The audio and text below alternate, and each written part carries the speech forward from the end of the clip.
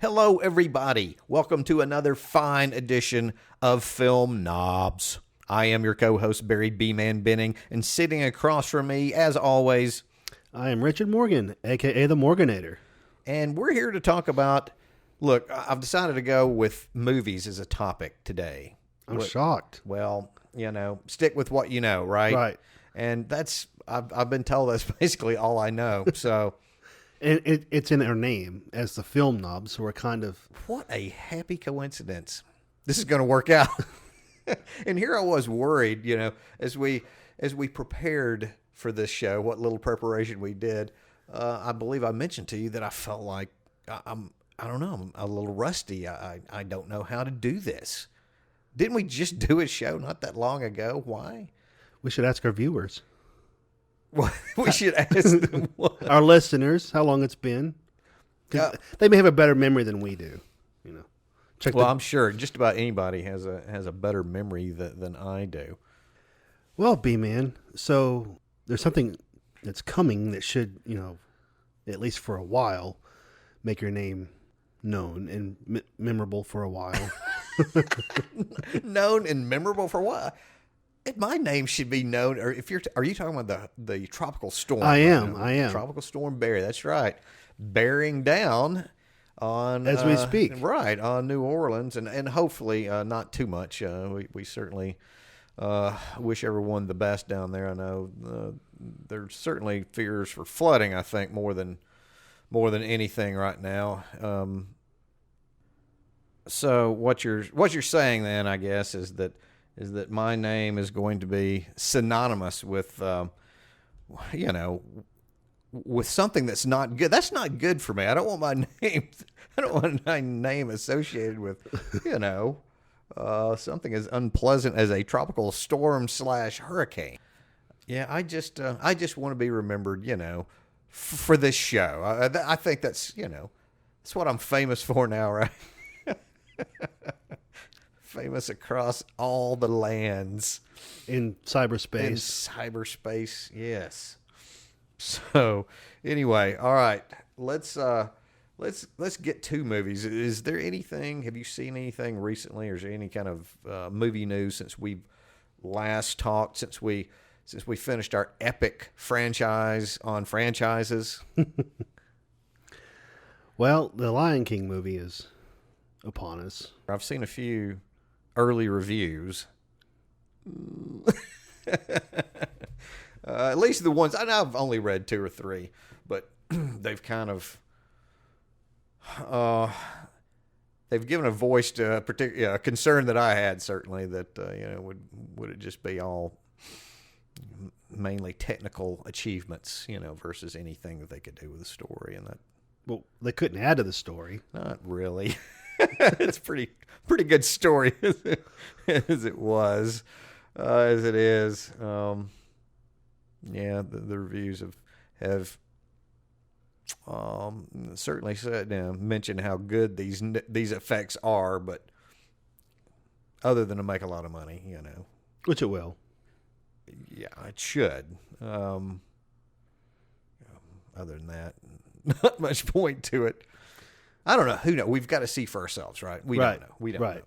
Because that's what we do as Film Nobs. That is what we do. I mean, and, anybody should just take the word of the critics. You should go, take a look for yourself. Because I know in my own personal movie experience, I tend to like movies that maybe that some critics don't like. So it may not gain critical acclaim, but I enjoy it. Well, that's right, and that should be the bottom line for any film goer out there. Pick what you like, go find what you like, and don't worry about what anybody else says about it. Right, and enough people do that, they'll just keep making more. So right. Now I have seen a couple of movies. I saw Spider-Man: Far From Home, and Midsummer, Ari Aster's follow-up to Hereditary. Okay. And? Well, Spider-Man Far From Home, I thought was a pretty entertaining movie. It dragged here, in places here and there, a little bit too cutesy, sometimes, but overall, pretty entertaining, well cast. Jake Gyllenhaal's great as Mysterio. And Midsummer, I think that would take a whole show to talk about Midsummer. It's, Ari Aster is definitely one of those new directors. It's just, he's one to watch for now. I didn't think Midsummer was overall as good as Hereditary. It's wild, though. I mean, it is absolutely. I've got a feeling, people. It's going to be like you're either going to love it and go with it, or you're going to despise it and go, "Oh my gosh, how long is this thing? 2.5 hours long." So, it's certainly interesting, though. At the very least, I'll give a movie credit these days, certainly, for trying something new. And there's a few new things in that movie. But that's what I've seen at the theater. Those are the two recent movies I've seen. And then Rip Torn passed away earlier this week. Yeah, sad news. Rip Torn certainly could steal a scene from the best of them. Heck, he was, the best of them as far as character actors go. And I'm sure, Rick, that you remember him from the Men in Black films. Right, he played Zed. Right. He was very, very good there. He was a very good actor all around. A bit of an interesting guy in real life too, by all accounts. Allegedly, he went after the writer Norman Mailer. He went after him with a hammer, which in some books would be another plus in Rip Torn. Not that now we here at Film Nobs don't advocate going after those who irritate you with a hammer, but he was just practicing for throwing wrenches in dodgeball. I think you're right. Nice. Well, so Mr. Rick, what are we going to what is the actual topic today? What have we decided to go with? I thought I'd do an experiment. So let's do movie vehicles. Movie vehicles. Like modes of transportation. Okay. All right. Wow. We just came off of doing shows about franchises, which in itself became our own personal franchise. Right. Yeah, right. It went a little deep. We went a little deeper than we thought we were going to go. So this is another topic that could really balloon out on. So, okay. Well, how about this? We've got to find some kind of way to, a framing device. That's what we need, a framing device, right? So how about, should we go with modes of transportation as far as what most people experience in their lives from birth to death, in chronological order of sorts? What do you say? Cradle to grave, right? Cradle to grave. All right. Wow, this could be interesting. So, I think it should be once we're outside, right? Once a mode of transportation. I mean, technically, you could go, well, you're inside the womb, right? So true. I think we should probably go, a little bit afterwards. So, what about a baby stroller, baby carriage?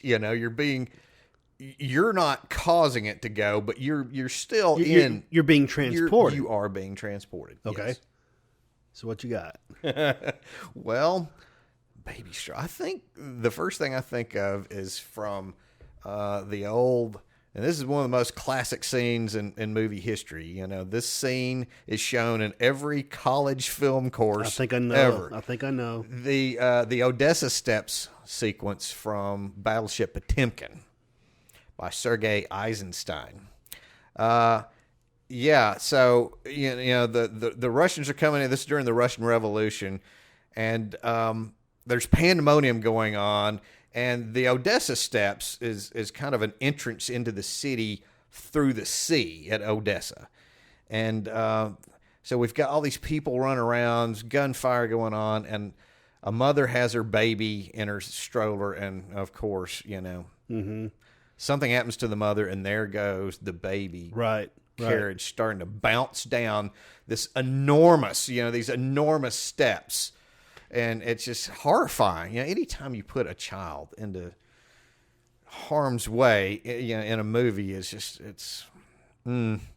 but the way that scene is edited together too just makes it even more. It's a classic of montage editing, and he just ramped it up to the nth degree. So that's the first thing I think of. And correct me if I'm wrong, but in The Untouchables, yep, they kind of stole that scene. Absolutely stole that scene. Yeah, at the train station in Chicago, right? It goes. Baby carriage once again goes bouncing down the steps, and there's all sorts of, you've got gunfire between Elliot Ness and his FBI agents, and then Al Capone's henchmen there. And once again, here's the deal. Of course, it's an absolute ripoff of that scene, but it is nonetheless still just as effective. Right. And you're going, oh my God. So, yeah, those are the two I think that I remember, or that I can think of off the top of my head for baby carriage, baby stroller. You got anything else in that? I do. Oh, all right. The Austin Powers movie. Right. I think it might have been the first one.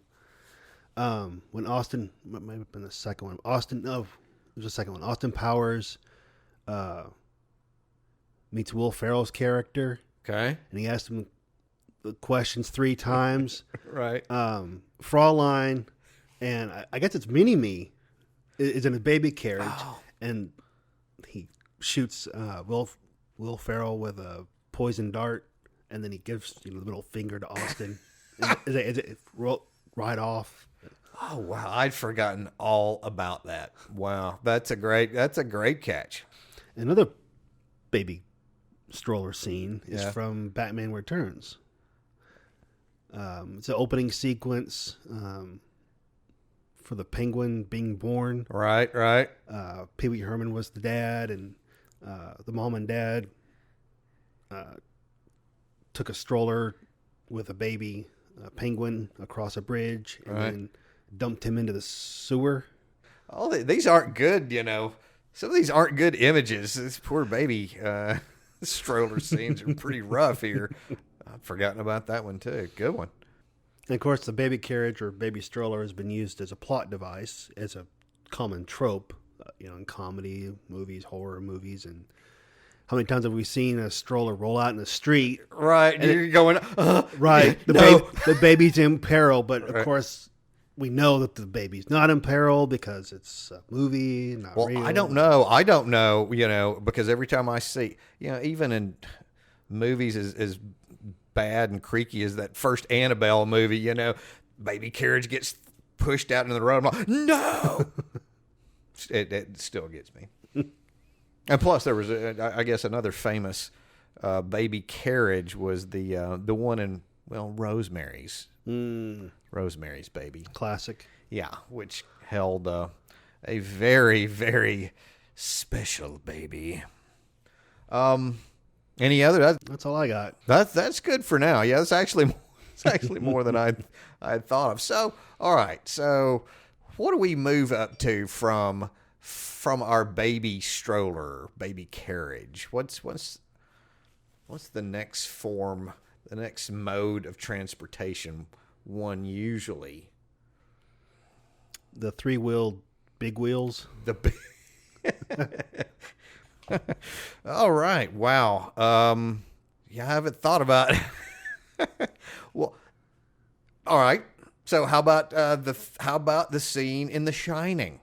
The Steadicam scene where young Danny is riding around on his little 3-wheeler through the hallways of the Overlook Hotel. And we've talked about this in other podcasts, like with sound design. So he goes across carpet floor, and you hear the the sound of the wheels, and then it's muffled by the carpet. And Right. if I recall, there's no music, right? It's just him riding. I think there might have been music in a. Well, I don't know in that initial. No, in that initial shot that we're talking about, yeah, it may have just been this, because that alone is pretty creepy. You know, you're like you said, that muffled, and then once it hits the hardwood floors, it's got that high, that shaky, and yeah. I mean, it's really weird. If you take that scene and put it into like a comedy, would it play different? But in the context of The Shining, Kubrick was just a master of juxtaposition, right? So given that context, it adds an eeriness to that scene that otherwise may not be there. Absolutely, yeah. You think about a scene with a kid riding around on his on his three-wheeler. You wouldn't think initially, well, that would be that scary a scene, but oh boy, yeah, it could be. In the Saw franchise, harkening back to our franchise, Yeah.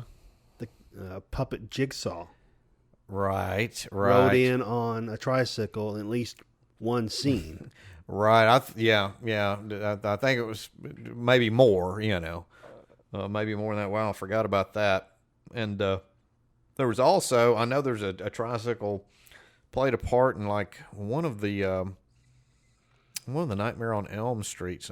Maybe it might have been the third one, but I don't remember much about. So tricycles, again, baby carriages, tricycles, they're not good omens in movies. All right, it seems it seems like it's trouble when you see a three-wheeler Used heavily in horror movies, I guess. Right. Yeah. So from three wheels, let's go to two wheels. Okay. All right. So bicycles. Mm-hmm. All right. For some reason, the first movie that came to my mind is a movie I haven't even seen. I don't know. I just remember in Pee-wee's Big Adventure, the movie. I remember the idea is somebody, I think a childhood rival, had stole Pee-wee's bicycle, oversized bike, right? And he was on a quest to get that bike back. Mm-hmm. And I've never. That's again one of those big movies, popular movie that somehow I never caught. I've caught pieces of it. Yeah. Yeah. Well, I'm glad I'm glad I thought of that now, because I'm gonna find that one. By the next time, I'm sure that later on down the line we'll probably have to do another episode on on modes of transportation, because I can already see, it's just so many. There's so many. Well, first one that comes to my mind is a scene from a movie that I know you've seen. I know. I think I know what you're going to say. I'm reading your mind here, I think. It's probably the most iconic bicycle scene in movie history. Right. Yeah. The one I'm thinking of is, yeah. The scene from E.T. Absolutely. Yeah. So Elliot, E.T., they're being chased, and E.T. works his magic. Right, and up goes the bicycle, and cut to the wide shot, and you see them. It's been parodied so many times. And plus, yeah, it's also now that scene was the basis of a ride at Universal Studios down in Orlando that I quite enjoyed going in. So yeah, all right. There's gonna be a lot. What about another iconic movie, the Wizard of Oz? Mm-hmm. The opening. Yeah, she's riding it. Mm-hmm, right. Mm-hmm, Yeah. Mm-hmm. Yeah. The tornado. Right. Nope. Your little dog Toto too. And then, so another classic movie, famous movie, an Italian movie that had bicycle in its name, Bicycle Thieves, the late 40s movie from director Vittorio De Sica. And that was one of the crowning achievements in the neo-realist movement. And now that one, as opposed to the other two movies, not quite as much of a pick-me-upper. that movie involved, it was set in post World War II Italy, and it was about a father and son. Say the father had lucked into things were very poor at that juncture. Everybody was poor, and the father had got a bicycle, and this was a boon to the family because he was going to be able to ride that bicycle to a job, that it was too far to walk.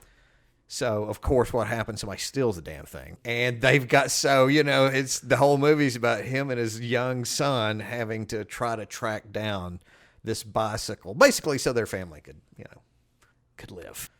It's a great movie. It is a truly great movie. I remember, just a few years after Bicycle Thieves came out, I think it was Sight and Sound ranked it as the best movie ever made, and it's still usually, Bicycle Thieves is usually still up there in a lot of the, these greatest all-time world cinema polls.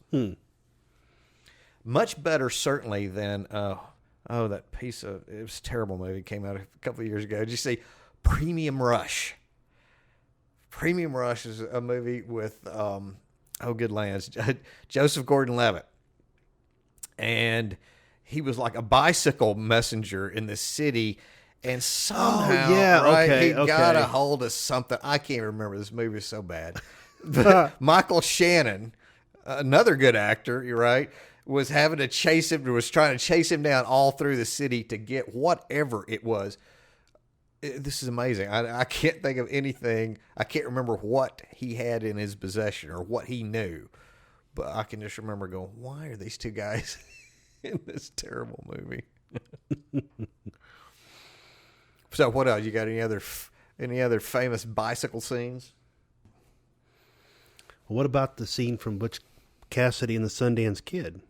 Oh yeah, that's right. The Raindrops Keep Falling on My Head scene where Paul Newman's riding Kathleen Ross around on the bicycle by the barn. Right. Yeah. That's a pretty famous bicycle, I guess, in movie history. And I guess one of the more popular bicycle movies, this movie is actually about bicycling or cycling, was the Oscar-winning Breaking Away. I think it was written by Steve Tessich, and it was about a group of kind of, what were they called? I can't remember. It was set in Indiana, and it was about this group of friends, and they were from families that worked at this quarry. And they were called the Cutters. I think it was kind of a nickname because, of course, they cut stone out of the quarry. Right. And it was kind of a battle of the classes type thing where, these friends, one of whom, had serious aspirations. He wanted to be a professional cyclist, if memory serves me right. Or he was battling for the attention of this girl, who was also being courted by one of the richer kids, in town from the university. So, and that was a really good flick. That movie was one of the first movies Dennis Quaid ever did. Had a really good cast: Dennis Quaid, Dennis Christopher, Jackie Earle Haley, and Daniel Stern. That was a good, like I say, and that won the Oscar, I think, that year for screenplay, best original screenplay. And then that same guy ended up writing another bicycle movie, a cycling movie, years later called American Flyers. And that one was one of the first movies that Kevin Costner ever did. Okay. Not as successful. And both critically and financially. And was Costner was in it, or? Yeah, Kevin Costner was one of the main stars. And that was not the movie that broke Kevin Costner into stardom. But almost broke his career. Well, it wasn't. I don't think it was that bad. I'll have to say I've never seen that, but it was not near the success that Breaking Away. It was not the breakout success that Breaking Away was. Wow. So let's personalize this here for a second, kind of to go back a little bit. So did you ever have one of those three-wheelers, the big wheels? I did. I actually had at least two of them. Growing up, right? I think I rode them so fast and so far that I just burned up the wheels. Right, right. Yeah, I was the same way. I remember, and it's funny. I had this one group of friends, right, and we were like, it's like a motorcycle gang, except it was a big wheel gang, and we would just Danny in The Shining can testify. It's no fun running a big wheel by it's yourself. not. It's a group effort, Right. So what about your first bicycle? I do. It was red and white Huffy dirt bike. And the first time I rode it, I crashed it. Because I was learning how to ride. I crashed into the corner of the house. Well, same story here. First time that I rode it, except I crashed into the back of a car. And then, it was like one of those cartoon things. I fell, off the seat and onto the bar, that go, yeah. Ow. Yeah, I did not want to. I think it might have took my father a little while to convince me to get back on that. Understandable. On that Understandable. No, Dad, I can't. No. I'll walk. Right. Very gingerly for a while, but all right. So what other modes of transportation? I mean, we've covered bikes and trikes. What else when we were younger? What else we get around on? Well, skateboards. Skateboards. Okay, yeah. And did you own a skateboard yourself? I think I tried a friend's skateboard once, and I think I fell off it. And that was what? Yeah, that was it. Well, it's funny. So we kind of have similar experiences with with both bikes and skateboard. I can remember. Look, I've always kind of prided myself, and I may have said this earlier on earlier shows, but I always thought that I was kind of an independent thinking kid, right? Mm-hmm. That I didn't follow trends. I was my own man, right? Even as a boy. And the two instances I can remember where I think I may have kind of went along with the crowd is I remember Kiss, the band Kiss. Right. Right. I kind of. All of my peers kind of pressured me into, okay, fine, all right, I'll go buy Destroyer, all right? I'll get my mom to buy Destroyer, whatever. And that and skateboard. Everybody, all my friends, had skateboard. How cool this is, so, all right, great. So I bought one. And I hated that thing. I mean, and I tried, but I would do it by myself because all my other friends could actually, kind of mm-hmm. could use it well and do tricks on it and everything even. And I couldn't even, I was like, plus it was a lot of damn work. It was a lot of work for me. I just never could get the hang of it. And as such, we're talking about, so skateboard movies, right? Mm-hmm. I think maybe I took my displeasure, my dislike of the skateboard and just kind of put it onto the movies because I can't think of a movie I've really seen that was centered around skateboards. Mm-hmm. So going down this trip down memory lane reminds me of a movie that had a skateboard in it, even though it wasn't necessarily a skateboard movie, and that's Back to the Future. True. That is true. All right, so there's one movie, maybe I can't remember that has and that skateboard played a pretty important part in that movie, right? It helped him get away a couple of times from the bad guys, and he got to reuse it in the second movie, right? It was upgraded to a hoverboard. Right. Yeah, but most of the movies I remember with skateboards, movies like I don't know, Gleaming the Cube with Christian Slater. There was what else? Thrashing, some pretty low budget, low grade flicks. And I never even saw there's a really good documentary a lot of people have seen called Dogtown and Z-Boys, which was centered around the Zephyr competition team, skateboarders that were around in the 90s. And then there was a subsequent movie that kind of, I guess, fictionalized it a little bit called Lords of Dogtown. Mm-hmm. Haven't seen either of those.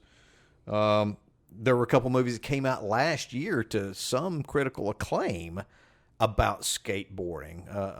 One of them was also a documentary called Minding the Gap, which was actually nominated for Best Documentary last year, and then there was a fictionalized movie or a fiction movie centered around skating called Skate Kitchen.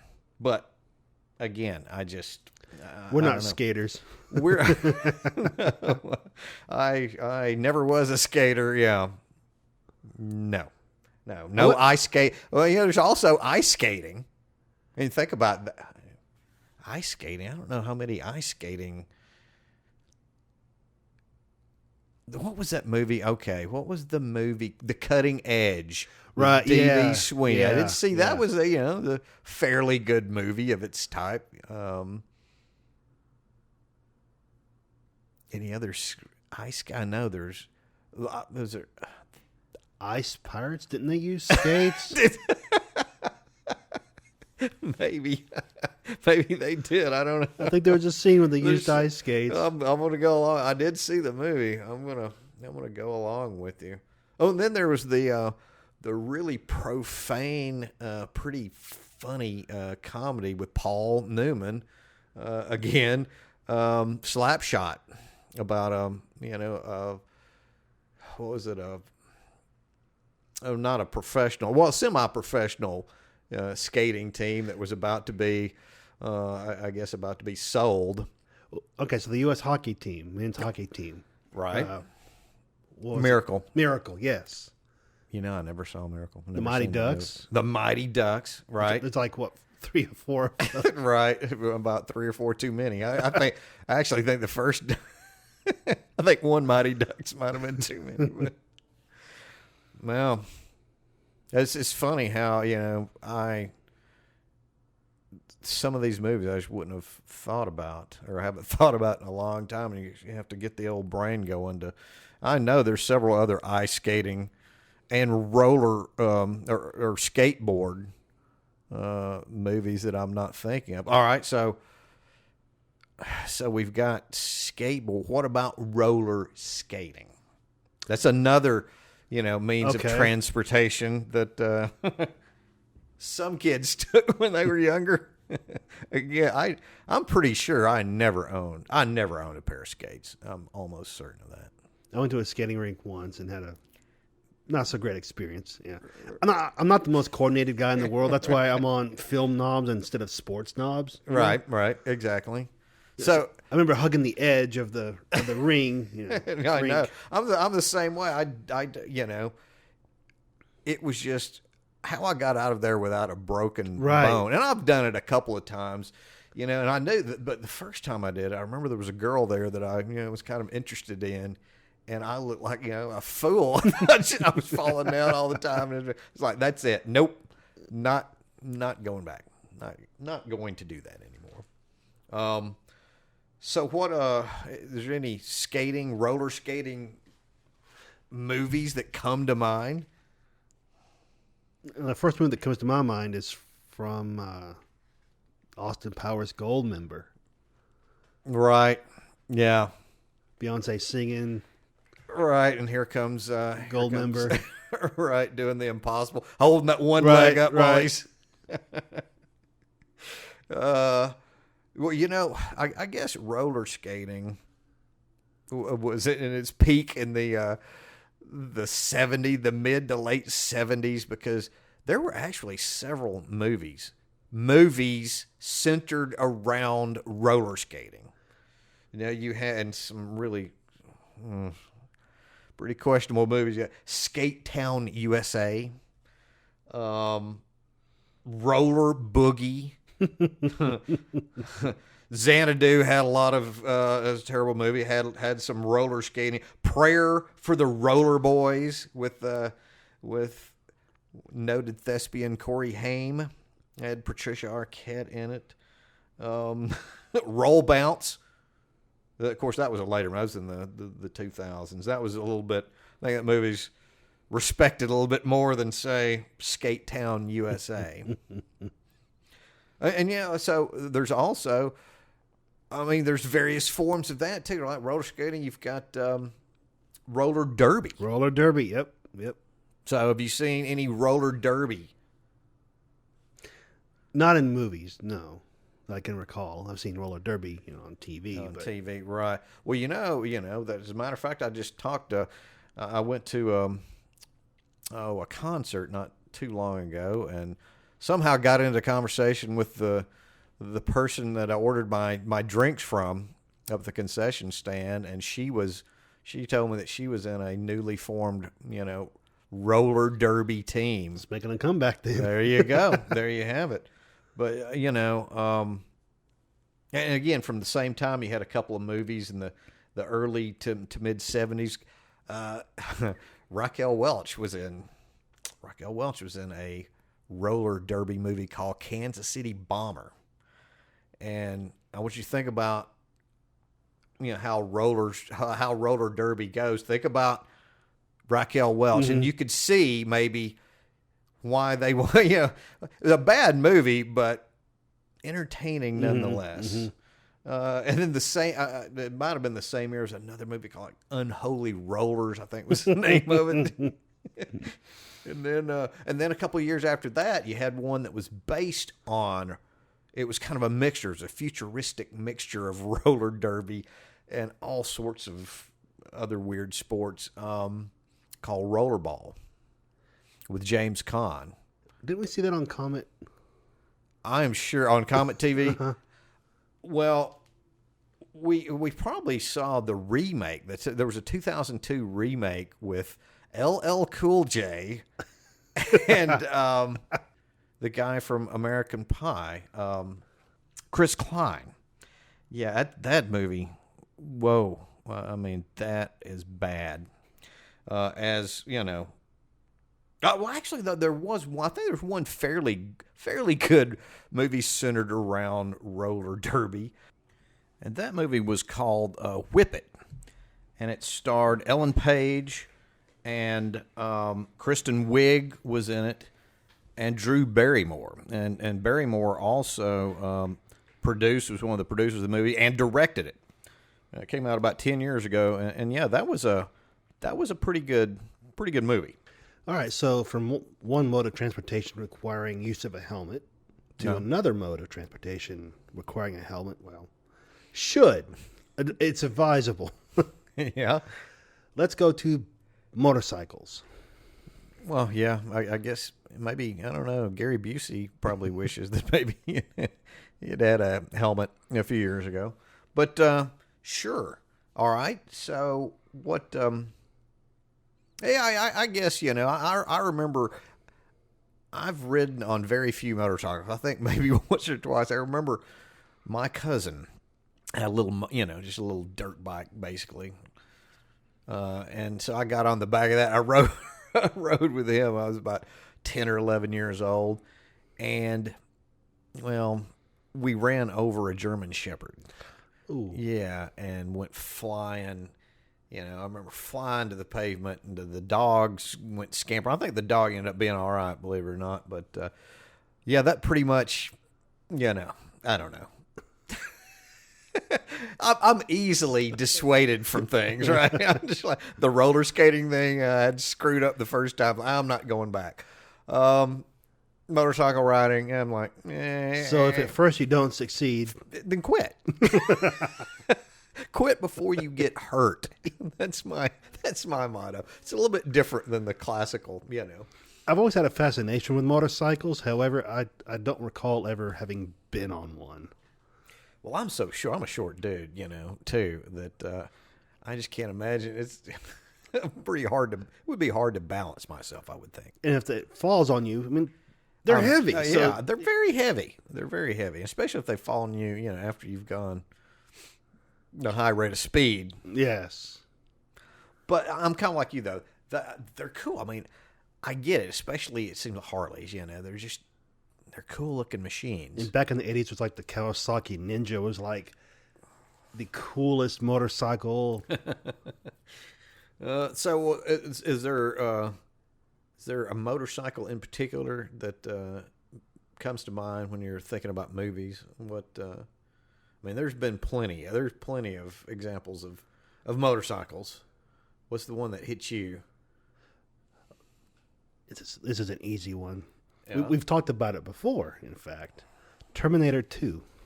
Right. So when the liquid Terminator takes on the form of the motorcycle cop, All right. Robert Patrick, that whole scene. Down the concrete rivers of riverbeds there of Los Angeles. Yeah, that's a pretty cool scene.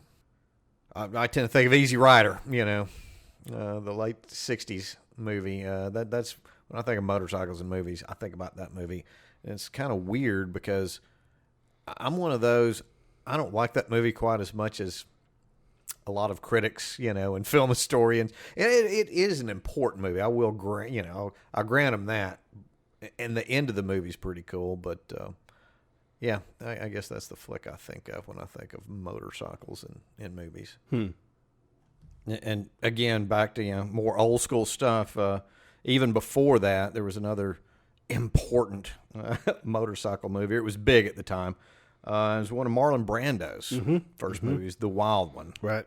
So he was, the leader of a motorcycle gang that was up to no good back in the 50s. Well, bring this a little bit more up to date. How about The Matrix Reloaded, which we've talked about before, the highway scene. Right. Trinity's on the motorcycle, weaving in and out. And, right.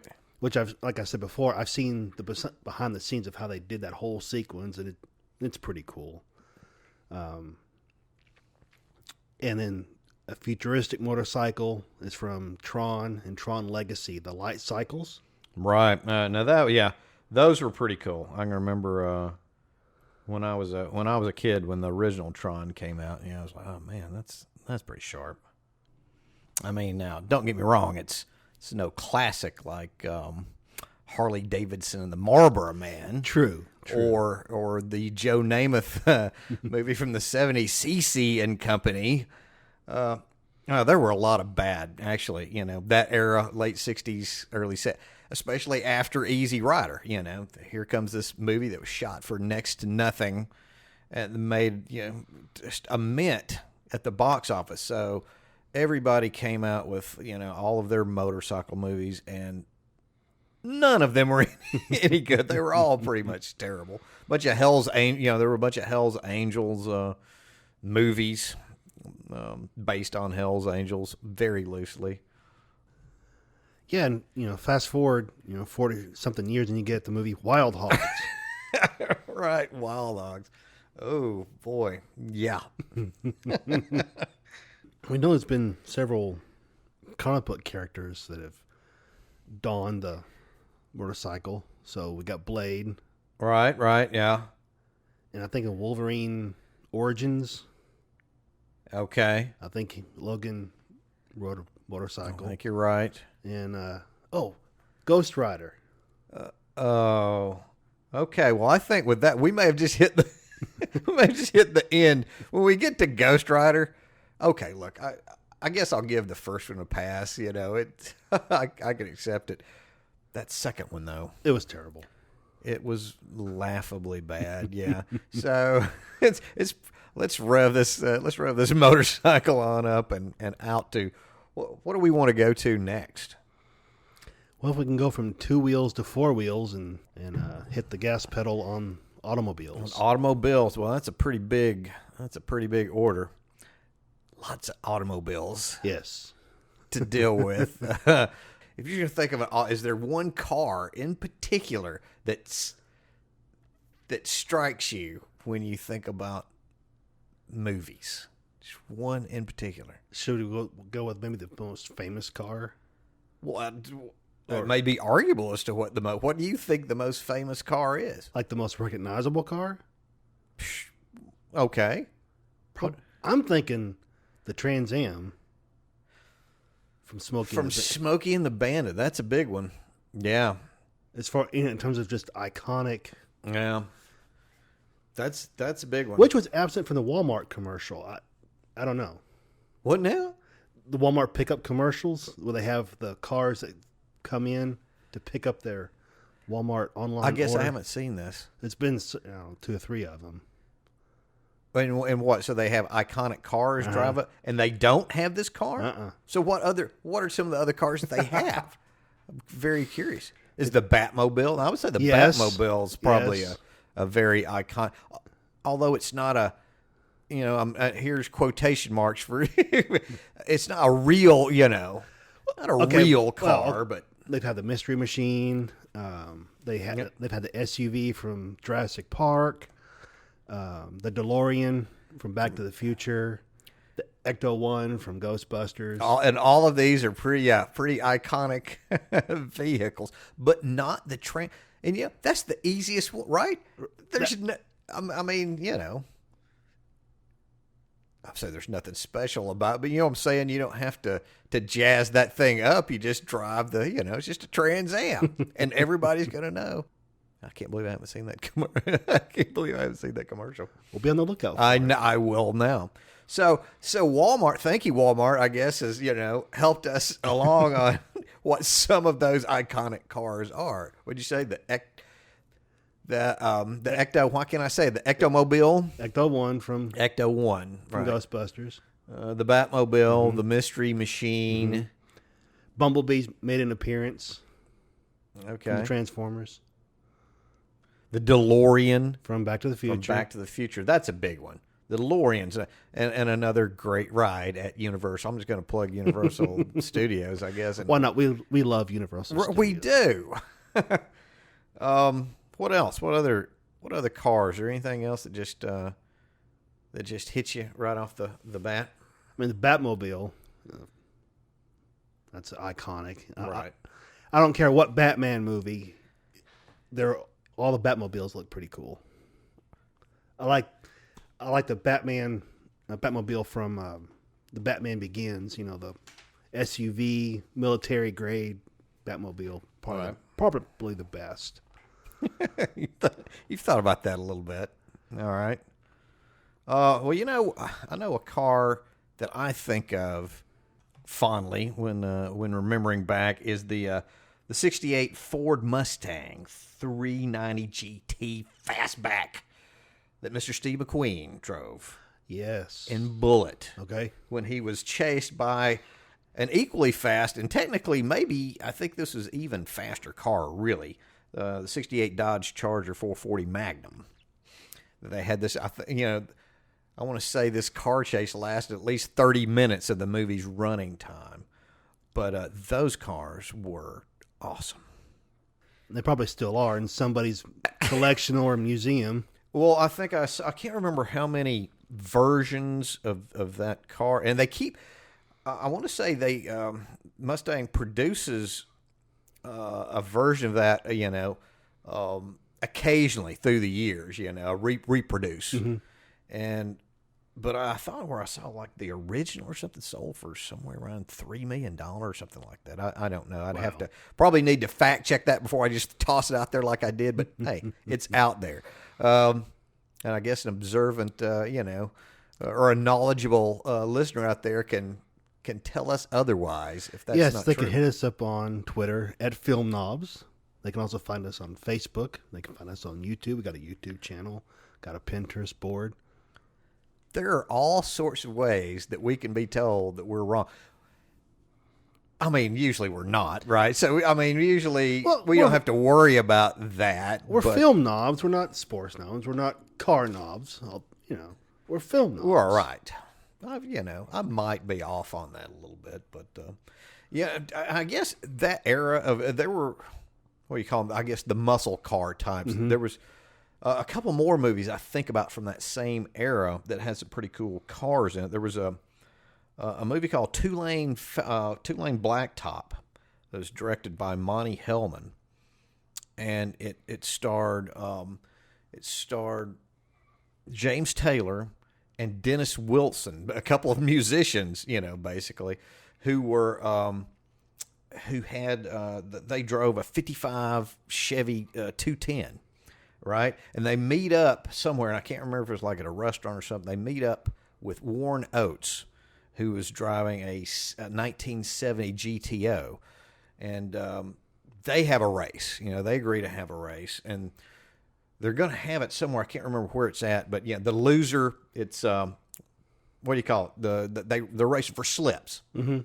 I never can, for some reason. That's a that's a popular thing in these kind of movies, right? You're racing for slips.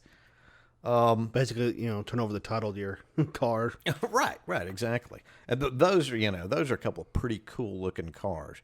And actually, that movie was the casting director in that movie was Fred Roos, a guy I used to read scripts for out in Los Angeles a few years ago. Yeah, he was that was interesting casting in that movie, and it worked in that case. Well, another iconic automobile that I think of isn't a car; it's a station wagon from the vacation movies. Right. Oh my gosh, what was that called? Help me out here. What was the name of that? Yeah, it was the Wagon Queen family truckster. Yeah, that's right. The Wagon Queen family truckster. That's a solid vehicle for sure.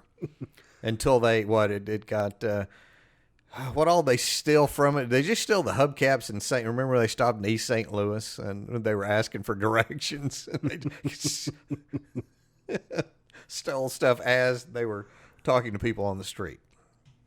And if you're going to go the comedy route, then there's also that ridiculous van that looked like a dog in Dumb and Dumber. Dumb and Dumber.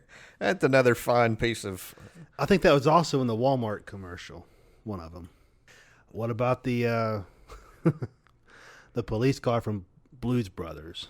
Definitely, and that movie. I mean, I can't remember how many cars they wrecked. How many police cars they wrecked in that movie, but it was an insane amount.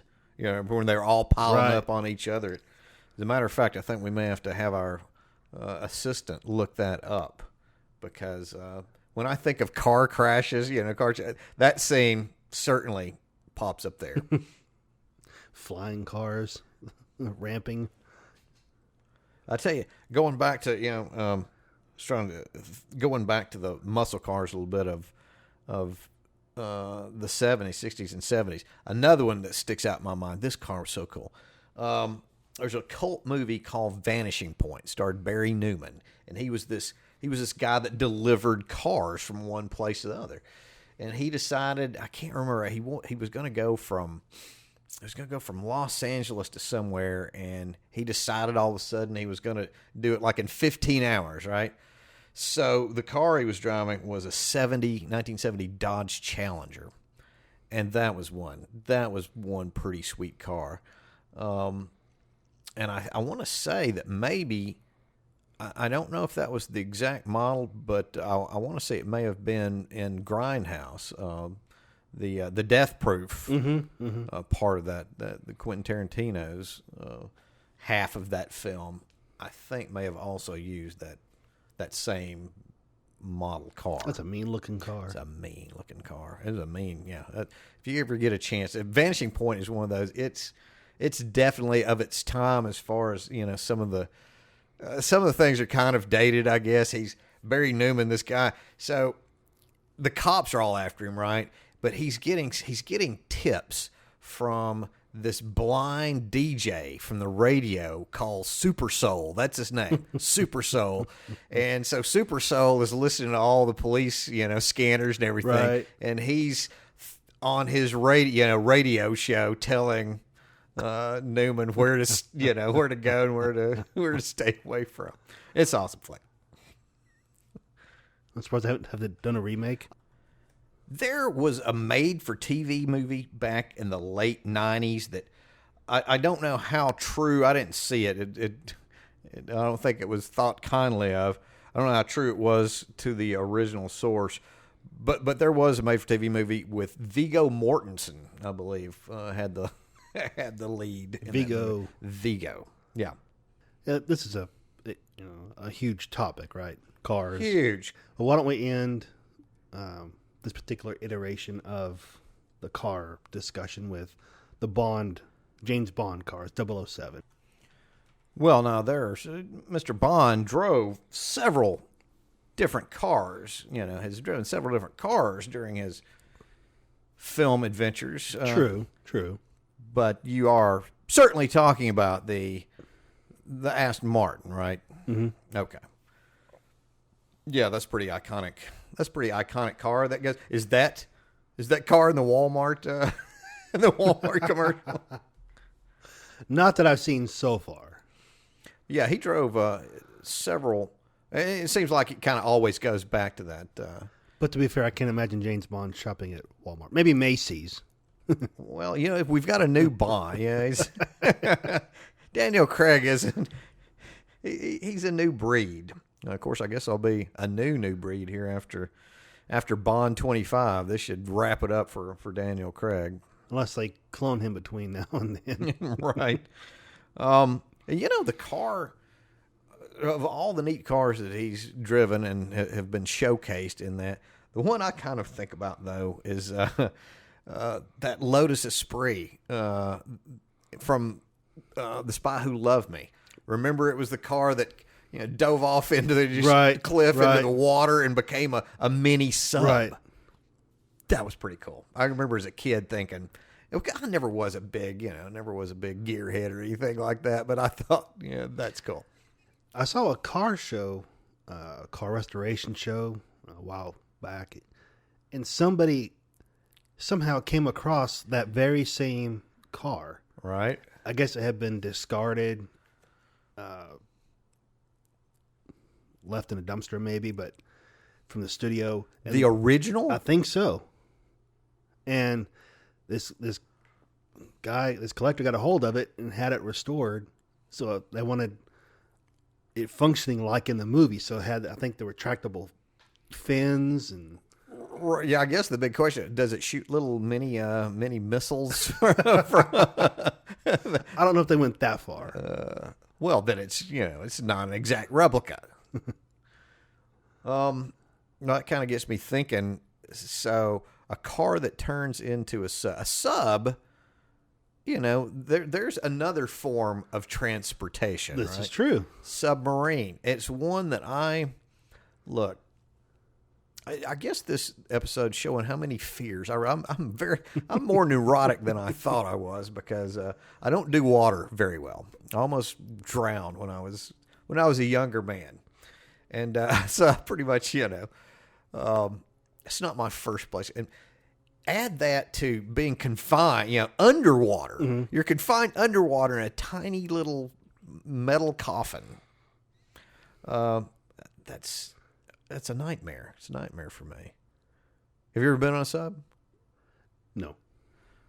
I remember going to, I used to live in Florida, coming back and forth, and I would drive through Mobile, and there they have, the USS Alabama, and the Drum, which was, a submarine, and you could go down and tour that, and that's pretty wild. As a matter of fact, I think both of those ships were used for the Steven Seagal movie, his most the Under Siege. Yeah, Under Siege, which I guess was probably his most financially profitable movies.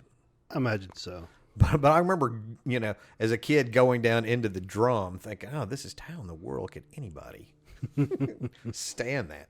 So, are there any are you? There's been some pretty good submarine movies. One that comes to mind is Captain Nemo's the Nautilus. The Nautilus from 20,000 Leagues Under the Sea. Yeah, that's way up there. That is one cool machine, right? I mean, it can go anywhere. It can fight off giant squids. Right. Oh, I just had an idea.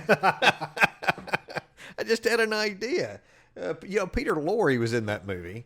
Peter Lorre was one of the characters in that movie. Peter Lorre was also in another really cool submarine movie, Voyage to the Bottom of the Sea. Made, I think it was 1960, 1961, somewhere around there. And, it was another futuristic type sub, nuclear sub. and they ended up making that movie became a television series that was actually fairly popular. The movie was produced by Irwin Allen, the guy who did all the or did most of the disaster movies from the late '60s, early '70s. Okay. One of which was, I guess when we get to boats, we can talk. We can talk about one of the movies that he did. Well, I'll just go ahead and say the Poseidon Adventure. That makes sense. Okay. Yeah. Well, speaking of nuclear subs, Right. The Hunt for Red October. I had another idea. No, I really don't. I really got to remember to turn my. Oh, hey. Get this. We just had a message from our beloved, one of our beloved listeners in Virginia, Mad Mark. Well, I like this. This is something that people have complained that I do sometimes.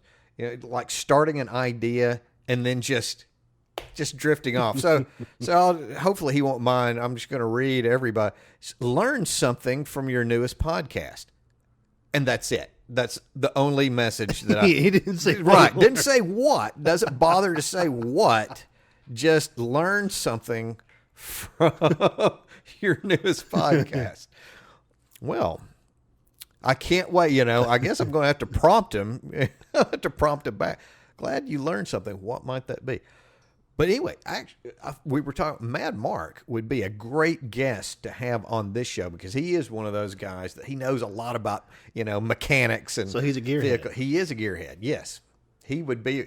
He would be able to probably tell us, what kind of, what size, what cubic inch motor was in virtually all of these vehicles. But anyway, sorry. Back to Red October. I just got to thinking about how these things all kind of come back around on each other. We're talking about the car. Remember, we moved to submarines because we were thinking about a car in a James Bond movie. Well, The original James Bond. right. So Red October, the submarine piloted by the original Bond, Sean Connery. Sir Sean Connery. Sir Sean Connery. Who, now that I think about it, hold on. They said we just add who. Now, I don't know if he was the captain of this, but wasn't there a submarine that played a big part? And it might have been called the Nautilus, of all things, played a part in that the movie that pretty much ended Sean Connery. Yes. It was so bad that Sean Yes. Connery said, to hell with this. I'm not, that's it. The League of Extraordinary Gentlemen, right? Right. Wasn't that the Nautilus? That was Captain Nemo. I mean, he didn't That's play right. Captain Nemo, That's but right. it was Captain Nemo's sub. That's right. That's how that worked. That tells you how much I remember the League of Extraordinary Gentlemen. I mean, I had a little, there was a little piece I couldn't quite match it all the way up. But no, Red October, that was easily one of the best submarine movies. That just had great action all, but and that ship was pretty cool. You could have gunfights right inside the ship. It's all right. It's not gonna. It won't hurt a thing. This sub is built solid. When I saw the movie in the theater, I was just blown away by it. And I've seen how they've done the special effects. And if I remember right, they didn't actually shoot the sub moving through water. They created an atmospheric effect, and it was actually shot air around it instead Right. of being in water. Right, and they just added the water effects afterwards. Yeah, and that's a movie I'd kind of like to revisit too. It's been a long time since I've seen it. Yeah, when your submarine is named in the movie title, it better be pretty good. Red October holds up. Another movie that I don't know, some people might argue, and if I watch it again, I might argue with myself, but I think of Crimson Tide, when I think of submarine movies, the Denzel Washington, Gene Hackman movie. I remember that being fairly taut thriller.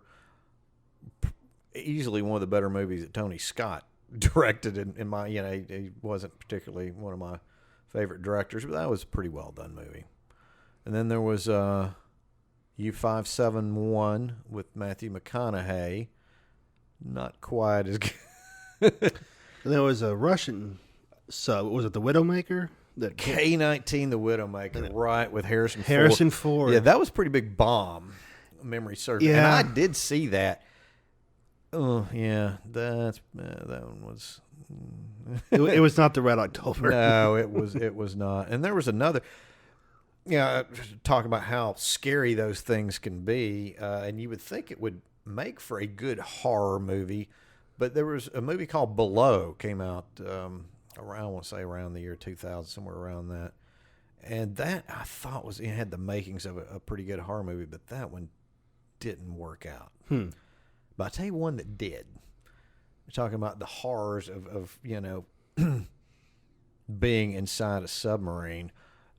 Maybe the movie I think of more than any, even Red October, is I think about the German movie Das Boot. Okay. With the Wolfgang Petersen movie. That was a terrific, it showed from all, from the monotony of just being under, not really, you can't go anywhere and doing long periods of nothing happening really, until extreme, periods of short, extreme tension and nerves. It's kind of like, a movie, being on a movie set. Hurry up and wait, so you're there for hours and hours and nothing happens. And then all of a sudden, 2 or 3 minutes is, oh my gosh, we got to do this. We got to get this done. But, as far as quality goes, overall quality, it's hard to beat. It would be hard to beat that movie. Well, speaking of being on a set and being pressed for time, Right.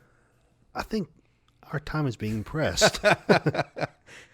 Well, once again, right. So once again, we have tackled a subject. There is so much more. We're talking about modes of transportation.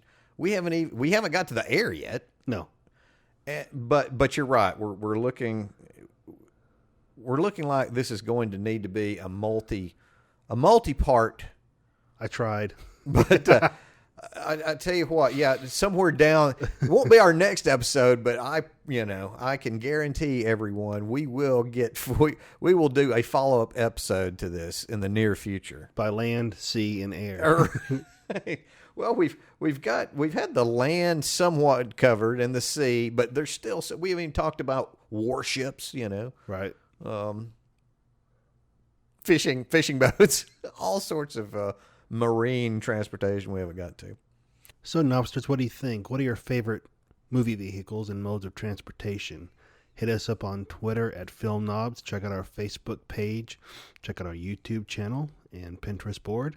You can find the podcast on iTunes, Stitcher, Spotify, SoundCloud, and Libsyn. And until the next episode, if you would please, Mr. Morganator, second star to the right, and straight on till morning. Take care, everybody.